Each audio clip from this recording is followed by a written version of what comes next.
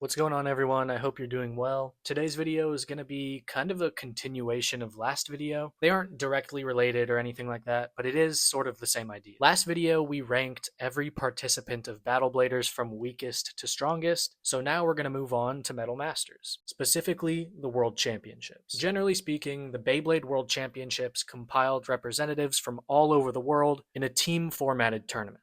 Basically, just the World Cup, but for Beyblade. And these teams were each composed of 3 regular members and 1 optional 4th sub member, and then you could also have a non-battling support member. It really just was up to you on how you wanted to make your team.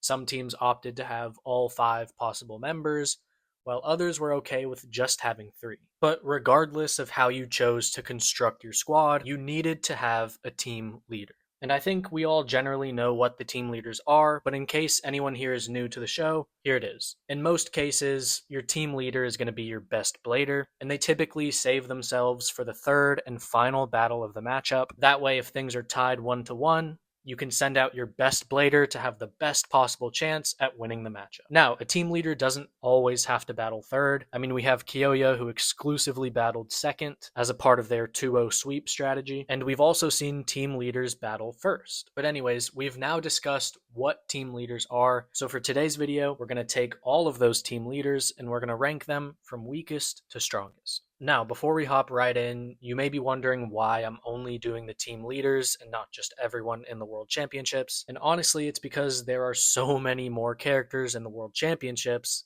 than there were in Battle Bladers. Don't get me wrong, eventually I do want to make a big ranking video like that, but that list would be more than double the length of the Battle Bladers one. So one day I'll do it, but for now, let's get into ranking every team leader in the Beyblade World Championships. Coming in at number 8, we have the team leader of Desert Blaze, Gasser. Now, I've always liked Gasser and Team Desert Blaze. I think they're cool characters. I like the Northern Cross Beyblade.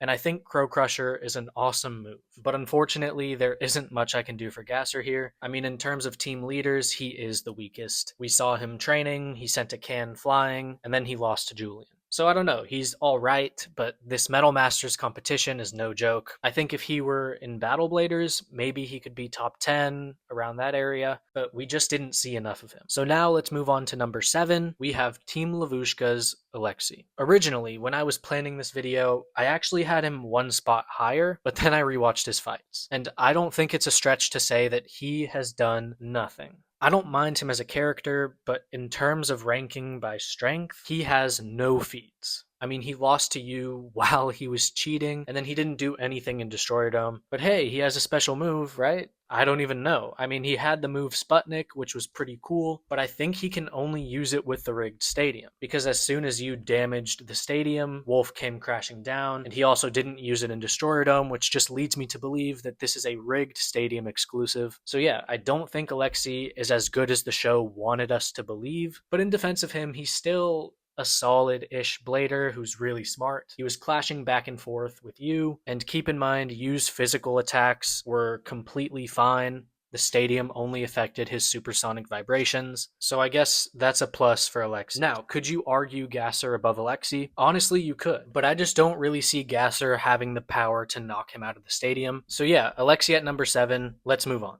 Coming in at number 6, we have Team Shandora's leader, Salhan. Here's another character who we didn't get enough of, in my opinion. I mean, we saw him against Kiyoya, and that was pretty much it. Just like Gasser, I think Salhan could have been used a little bit more. He was pretty interesting, and honestly, a little bit underrated. Just like Phoenix, Serpent can create flames, actual fire, and while it's clearly not to the scale of Phoenix, still, making actual fire has to count for something. He's also got Burning Barrage, which was a solid move. So yeah, Salhan is a comfortable 6 in my opinion. He's just better than the guys below him, but worse than those above him. So now, let's move on to the top 5 team leaders in the World Championships. And this is actually where we take a pretty big step up in strength, because we're going from Salhan at number 6 to Argo at number 5.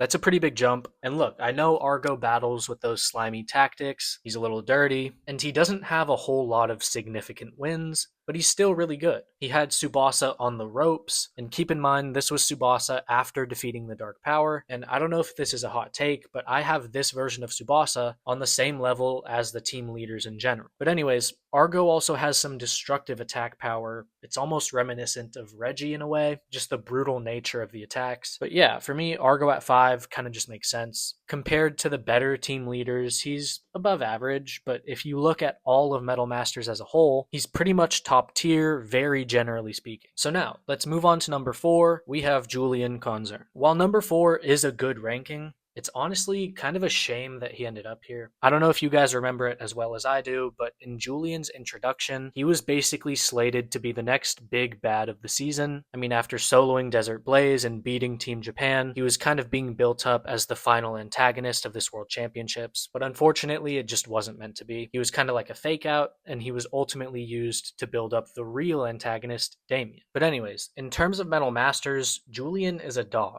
His defense is rock solid, and he has 3 really strong moves. The Eyes of Medusa will stop you right in your tracks. Gravity Brave shoots condensed blasts of gravity. And Black Excalibur is just the cherry on top. So yes, Julian got destroyed by Damian, and that causes some people to forget how good he really was. But Julian is still a very high tier Metal Masters character. So now let's move on to the top 3 team leaders of the World Championships, with Dashan coming in at number 3. Dashan was a beast, and I think he perfectly falls into 3rd place. He gave Jenga a great fight, and he beat Julian. His moveset is also as versatile as they come. The Storm Surge, Crushing Blast, Solid Iron Wall, and other Balin techniques make him a very difficult opponent to face. I think him versus Julian was pretty close, and honestly, if they didn't have that match, I wouldn't have known who to put first, but because Dashan won, he's above Julian. So yeah, Dashan, easy 3rd place. So now we're going to move on to 2nd place. We have Team Starbreaker's Damian. Damian was actually the final boss of the World Championships. He's literally everything Julian was being built up to be. He hospitalized Tsubasa and Yu, and then he absolutely destroyed Julian and his squad. Then he did lose to Jenga and later on Kiyoya. But look, both of those battles were won with extreme difficulty, which honestly shows how strong Damian is to push Kiyoya